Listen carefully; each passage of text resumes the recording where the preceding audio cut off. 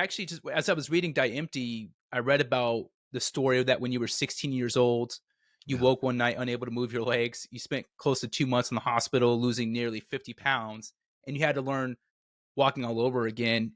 Do you think maybe is that maybe when you had like an epiphany of, or even as you started writing this book, how much more than just that, everything that went on in that meeting goes back, traces back to that time when you were 16? Oh, I think so much of it does, and I don't. It's funny because I haven't really talked much about that other than having.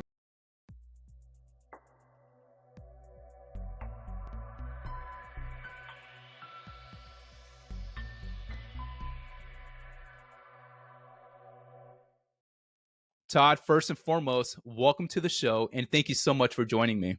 Well, thanks so much for the invitation. I really appreciate you having me on the show. No, absolutely. And I suppose I should say, as a bit of context, the catalyst for me reaching out to you was that you were the guest speaker at a military formal ball last year. And I was so impressed by your speech. And I then read your second book, Die Empty. I'm curious, since it was published some time ago, if there's one story that you wish people would become familiar with, or a chapter that you wish would compel many, many people to read at this point in time. Yeah, so I think the main story that led to the writing of that book is probably the most important story, and I think I even used this story in the talk that I gave at the military ball that I spoke at. Um, but it's I was in a meeting in sometime in the early 2000s. I was in a meeting and we were trying to make a decision about a big project that we were working on, and there were millions of dollars on the line. Yeah. And the person leading the meeting, I think, could really sense that we were all very nervous about this endeavor. And out of the blue, he stopped this presentation. He said, "What? Let me ask you a question. What do you think is the most valuable land in the world?" And we thought this was a really weird question. It was sort of out of context, and so we started throwing out guesses, and we were all wrong. And then, quoting the late Miles Monroe, he said, "You're all wrong." He said, "The most valuable land in the world is in the graveyard." Because in the graveyard are buried all of the unwritten novels, unexecuted ideas, all of the value that people carried with them their entire life. And they carried it to the point when they reached the book end of their life, all of that value was buried with them dead in the ground, never to be seen by human eyes. And so that day I went back to my office and I wrote two words on an index card and put them on my office wall. And those two words were "die empty," because I want to know when I reach the book end of my life that I'm not taking my best work to the grave. And so that was really the impetus for the book, was trying to identify, what are some of the reasons why we get stuck? What are some of the reasons why we don't get our best work out of us while we have the time, while we have the opportunity? And there were seven of them that I identified in the book. Seven, I call them the Yeah. seven deadly sins. But those are really the seven common areas. The main point of the story, though, is, listen, we all have things we want to do, ideas, aspirations, and they don't have to be big things. It could be something as simple as, I want to reconcile with a relationship. I know that I need to, yet I haven't done it. Well, why aren't you doing it? It's often because we think, well, I'll do it tomorrow, or I'll do it next week, or whatever is more convenient. But the reality is, those are not promises made to us. We don't have that as a guarantee. And so all that we can really control is what we do today. And so we need to make certain that we're emptying ourselves every day of what's inside of us for the sake of the people around us. I think there might have been a quote in your book that tomorrow's a land that doesn't exist. Or I Mm. don't know if I saw that in your book, if I read it somewhere else, but it just it all relates. So you did actually at the NASIC ball specifically is where we met, and you did share that story, which I thought was great. And then, you say you tie back Die Empty to that, but actually, just as I was reading Die Empty, I read about the story that when you were 16 years old, you Yeah. woke one night unable to move your legs. You spent close to 2 months in the hospital, losing nearly 50 pounds, and you had to learn walking all over again. Do you think maybe is that maybe when you had like an epiphany of, or even as you started writing this book, how much more than just that, everything that went on in that meeting traces back to that time when you were 16? Oh, I think so much of it does, and I don't. It's funny because I haven't really talked much about that other than having written about it a few times. But when you are a teenager, your world centers around you. You think that you have all the answers. You think that you're invincible, and I probably had many of those same attitudes, same mindsets when I was a teenager. And then all of a sudden, here I am, laying in a hospital bed with some mysterious illness that nobody could diagnose. And, I lost 50 pounds. I went in as an athlete. I was 6'3". A basketball player, right? Uh-huh. Yeah. Yeah. 6'3", 185, in the peak of physical condition. And I came out of the hospital 6'3", 131. So I lost like 50 something pounds. So basically I lost all muscle because I had practically Yeah. no fat on my body. And like you said, had to learn how to walk again and all of that, plus endure the shame, not the shame, but the indignity of having people poking and prodding and, wearing a hospital gown for 2 months and just all of the Yeah. stuff that comes with all of that. And so, um, there's no question that then learning how to walk again, not only learning how to walk again, but learning how to run and learning how to compete and actually coming back and competing at a high level in high school taught me something important, which is that there is an urgency to the choices that we make every day, and life is not guaranteed. And I think, as much as it was painful at the time, now I look back on that as a tremendous gift to have received that awareness at such an early age, because I think many people are much later in life, maybe when they start losing a parent or somebody close to them, when they start realizing, oh, life is finite. That's when they sort of first really Yeah. realize it. And I'm really grateful, I think, that it happened at such an early age for me, because I do believe that I've lived life with a lot of urgency since that time. And ever since I read that story in your book, I will never ever lick my fingers and touch the bottom of a shoe again. Because I do this because I play Right. basketball a lot as cardio. I love basketball. And I Yeah. read that and I was like, oh my God, I'm never doing that again. Right. Yeah, well, that was the thing. They thought that I had an infection that they finally determined it was an infection. At first, they thought it was a cancerous tumor because all they saw Oh was a my goodness. mass in my abdomen, and then they realized it was actually a swollen muscle because there was an infection that had a staph infection that had taken residence basically in my abdomen. And they determined later they think it was from me, licking my fingers and wiping the bottom of my shoes to get traction during basketball games. Like on bad courts, sometimes kids would do that. And now they have those like fancy mats. My son just graduated from high school. He played varsity basketball, and now they have these like fancy mats right by the bench that you step on and kind of like give you traction or whatever. But back then we didn't have that. We just licked our hands, and unfortunately, that probably led to my 2 month hospital visit. But the thing I remember the most about that was my parents, in telling me the story later. My doctor's name was Dr. Michael Brady, which is, I always remember that Mike because of the Brady. Brady Bunch, Mike Yeah. Brady. Um, but also at one point he went to my parents and he said, if I can save him, I'm going to have to pump him full of so much antibiotics that, there are going to be a lot of side effects, consequences. And, my parents were like, well, I mean, of course, save him, right? Do whatever you have to do Yeah. to save him. But the funny thing is, I'm now, I just turned 50 years old. Like I've not had any of those side effects that he talked about or any other adverse consequences. So I'm really grateful to have had that, I guess near death experience and have escaped with relatively few side effects, at least to this point. Maybe I'll grow a third arm here in the next couple of years, but so far I think everything is working out fine. Your superhero origin. Uh, still on that same subject, you were still fairly young at 16 years old, but as you experienced everything through all the surgeries and everything going on during that time, and even maybe some obstacles since that time, but mainly when you were going through all the surgeries when you were 16, was there a childhood coping mechanism or childhood memory that helps you persevere during those times? Well, that's a really good question. So interestingly, Um, I don't know if it was a memory as much as maybe an activity. My parents had bought me a little keyboard, a little piano that I used to play in my room, and because I played music and it was something that just came naturally to me, and so they brought it to me in the hospital, and I actually wrote my first couple of songs while I was in the hospital because that's all I could do. I couldn't really move, so I would just lay Yeah. there. They would lay the keyboard on my lap, and I would just like play and record or write songs.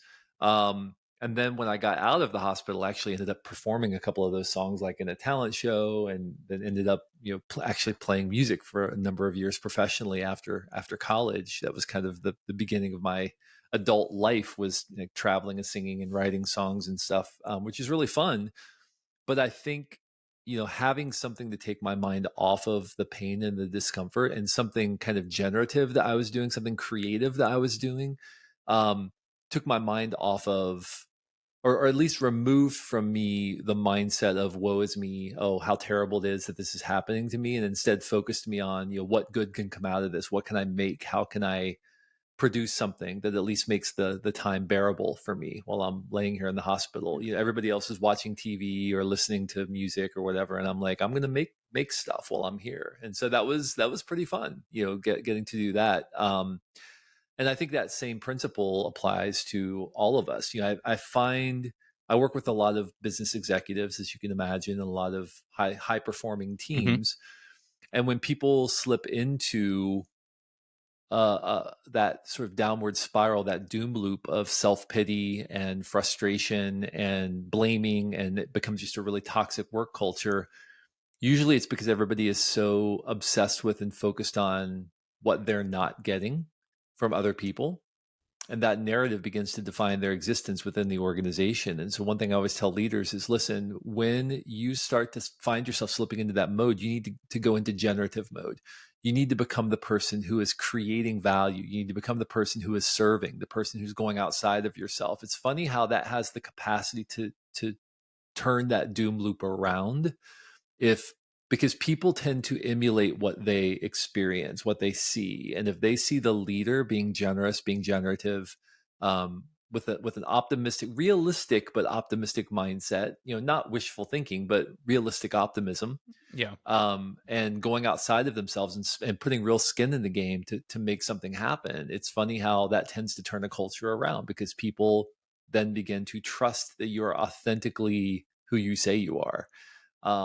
But you get the culture that you tolerate. And so if you join in the doom loop mindset, then often it just becomes a never ending downward spiral for the team. And so again, back to the hospital room, I think just having something I was working toward, if it was writing songs or thinking like, hey, I might want to perform these songs when I get out of the hospital, or having that mindset of, when I get out, I'm going to start, learning how to walk. I'm going to learn how to run. I'm going to run stairs. I'm going to, work my way back and be able to play basketball again. Just having something I was aspiring toward took my mind off of the self-pitying thing that probably would have very well happened had I not had that optimistic vision. If you ever want to start like a cover band, I'll be part of it as long as we don't sing "The Living Years" by Mike and the Mechanics, right? Right. Yeah. Yeah, that song came out. It's funny because the only radio station I could get in my room was, I think it was called Sunny 95. It was like an adult contemporary station, and Yeah. that song had just come out, The Living Years, and it was playing on endless loop. Like seriously, they were playing it like twice an hour every hour, and I'm like, really? I mean, really? This is, as a teenage kid, like this is what I'm going to be subjected to. But it's, I mean, almost ironic that was the song, right? Like, it's Yeah. too late when we die to admit we don't see eye to eye. Yeah. Like that was the song that was playing in the hospital room. So it's pretty cool. I actually have that in my notes at the final line of the song is etched in his mind. It's too late when we die to admit we don't see it eye to eye. Yeah, yeah. I like what you talked about. Just use that time to, um, rather than just doom and gloom, like to be productive. And you talked about creative writing. How how can I phrase this? How important of an aspect is creative writing and the recovery process that people miss? I think it's huge, for a couple of reasons. We are often unaware of what we are actually thinking. This is something that I tell leaders all the time. Your greatest value is your intuition. The thing that you bring to the organization that nobody else can bring is your intuition, because you have the experience to form patterns that maybe people on your team can't form, because they don't have the same level of understanding of whatever sector you're working in, or they don't have the experience or the perspective that you have. But often leaders don't know what's on their mind. And so, for me, writing has been one way of not just expressing myself, but identifying what I even think. Sometimes I write things I'm surprised by. I'm Yeah. surprised that I actually understand something, or I'm surprised that I actually see a pattern that hasn't yet made its way into my consciousness. And it's the act of writing, of slowing myself down and forcing myself to put pen to paper or going clickety clack on the keyboard, that brings out those ideas. And so, the process of journaling, which for most people, who aren't acquainted with it, feels like, dear diary, today I had a swell conversation with my friend Rick, or whatever.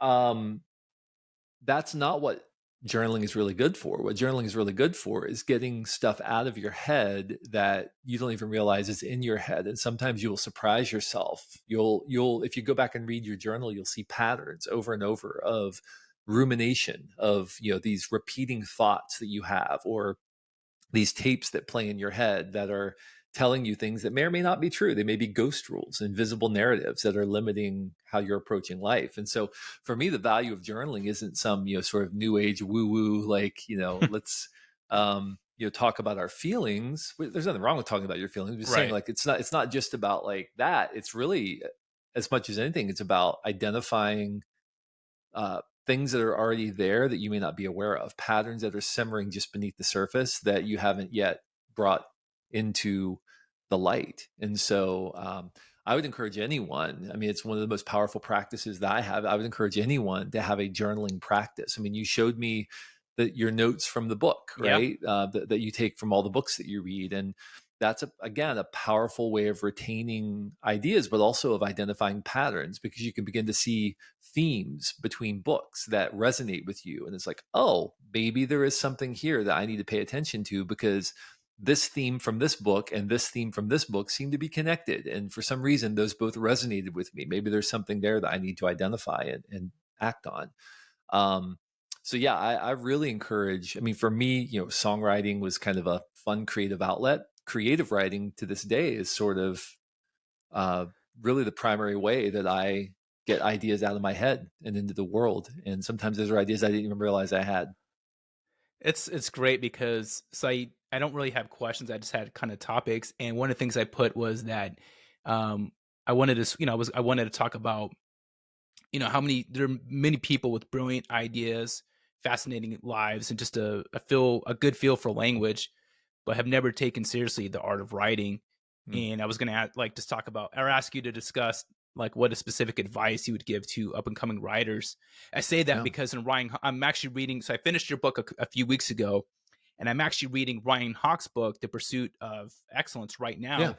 You're Yeah. referenced multiple times in that book, Hmm. and one of the things he talks about, he quotes you as saying, "I like having written. I don't like the process of writing," and Yes. that just resonated so much with me. Like it's just because to me, writing can be. I don't like the process, but I love the feeling I get when it's I showed you my book. It started with one page. Now it's Hmm. on page whatever. Um, but yeah, so is that the specific advice you would give to just up and coming writers? Yeah, so I would say that, well, the best advice is, and this is in the words of Austin Kleon, strive to be a verb, not a noun. Meaning, a lot of people want to be a writer, but they don't write. They're waiting for the opportunity to write. No, if you want to be a writer, then write every day. If you want to be a painter, paint every day. If you want to be a musician, make music every day. If you want to be a leader, then start leading wherever you are. Don't wait for somebody to come and anoint you as a leader. Just lead wherever you are, whatever that looks like in whatever capacity. Um, and for writers specifically, the thing I tell people who are trying, maybe they're trying to write a book and they say, well, I'm just stuck. I can't get moving. Well, listen, I've written 6 books. I've Mhm. published through major publishers, 6 books in about 12 years. That's been my pace. So about a book every 2 years, which represents, I don't know, maybe a couple or 3 million words that I've had to write to get to those finished drafts. Um, I write books 500 words at a time, 500 words a day, 5 days a week. If you do that, that's 2,500 words a week. If you do that, that's like a chapter every 2 weeks. That's a couple chapters a month. And then that's a book every 6 months that you can write. If you're diligent, you're disciplined about writing every single day, it's just going to happen eventually. Now, it's not quite that easy because books don't come out in full form. They don't come out as perfectly edited, manuscripts. So Yeah. often I'll have to write maybe 100,000 words to get to that 70,000 word manuscript, because a lot of words get edited or whatever, or ideas are redundant, or things just don't work.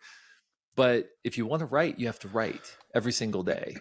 That's my primary advice to writers. And so set a word count for yourself and hit it every single day.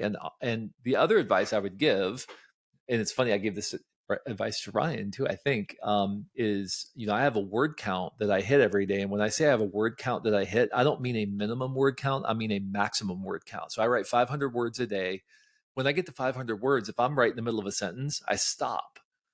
And the reason I do that is because I want to know exactly where I'm going to pick up the next day. It's the hardest part for any writer often is when they sit down. Okay, what am I going to say? What am I going to write? What is the subject of today's work? Well, if you already know that because you're right in the middle of an idea, it's super easy then to just continue where you left off. And once you're moving, it's easier to keep going. It's just really hard sometimes to get going. The second advice to writers is you're a terrible judge of your own work, and don't think that you're a good judge of your own work because you're not. Um, Too many people self-edit. They think too hard about the first draft. I don't care if you're writing a memo or if you're writing a book or you're writing an essay or if you're writing an email. Your job is to get to and I will not say the swear word, but to get to the crappy first draft. There's actually another word that I won't say because I don't know if this is marked explicit on Apple Podcasts. But this is a phrase from Anne Lamott, who is an author, and she said, "Listen, all first drafts are awful. They're awful. They're terrible. You have to get to that crappy first draft. That's your only job, is to get to the crappy first draft, because only then can you actually turn it into something meaningful." So if you're constantly self-editing and you're second guessing every word you type and stuff, you're never going to get to that. So you just have to get it out. Just get words out. I often am doing on this book I'm working on right now. This has happened many times where I'll write, 1,500 words of a chapter and I'll be like, that's terrible. And I'll go back and read it. And I'm like, this is actually really good. Yeah. But it felt bad to me as I was writing it. You can't trust your intuition. You can't trust your gut. You just have to get the words out, and then you can go back and reshape them later. That's great. And I love the, that's great advice. And it just really just hit home. And I felt like it was meant to be for me to read The Pursuit of Excellence after reading Die Empty, and the fact that you were quoted in the book. So that's great.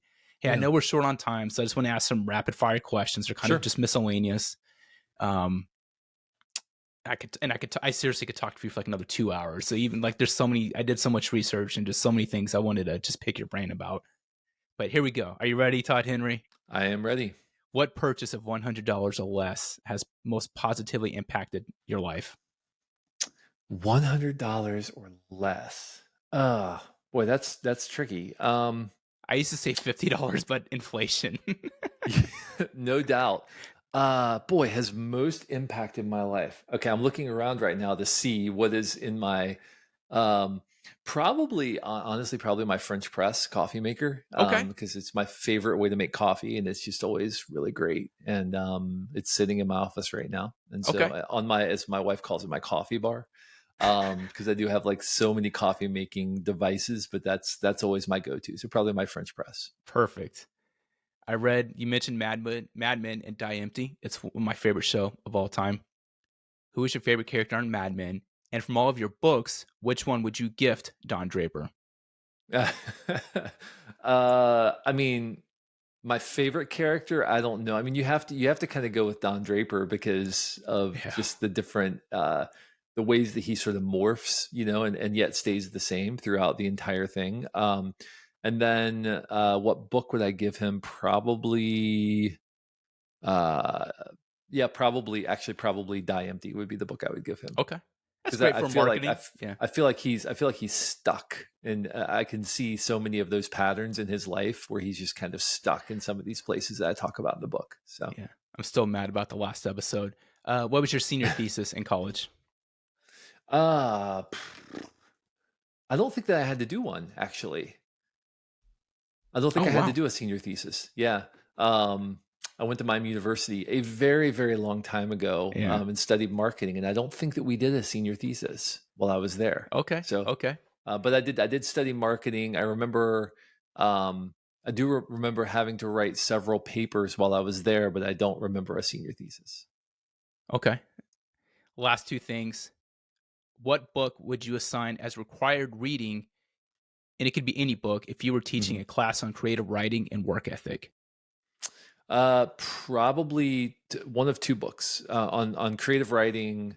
Probably On Writing by Stephen King, which is, I think, one of the classics of the genre, and then also I would assign Bird by Bird by Annie Dillard, which I think is where that crappy first draft quote comes from, which is also a memoir on the craft of writing. And both of those books combined, I think, offer incredible advice for people not just writing fiction, but people writing any kind of long form work. So I think those are probably my two recommendations on writing for sure. Okay. No, that's great. Thank you for that. Last question, and your answer cannot be die empty or any titles of your book. But if you could put a billboard anywhere and write anything on it, and everyone had to see it, where would it be and what would it say? Yeah. Um, I would put it in a public place, probably. Actually, you know what? I would put a billboard right in the heart of the government district in Washington D.C. Ah, Maybe on the National Mall, and it would say "Choose to be brave," because I feel like what our country needs specifically right now are people who are willing to be. And this, I'm not this. I don't mean it in a political way, but I right. mean from a leadership perspective, we need people who will choose to do the right thing, even when it's the uncomfortable thing, for the sake of those around them. People who in leadership are willing to do what is necessary in order to, or do what is right, even when it's not politically expedient. And I feel like right now we live in an age where, whether it's in business or in politics or in a lot of places, people are doing the expedient thing, even though it's not the thing that's really best for the people that they should be emptying themselves on behalf of. So that would be it. It would be choose to be brave would be my billboard. That's gonna be the name of this episode. Hey Todd, thank you so much for doing this. You have no idea how much this means to me, and I'm a huge fan.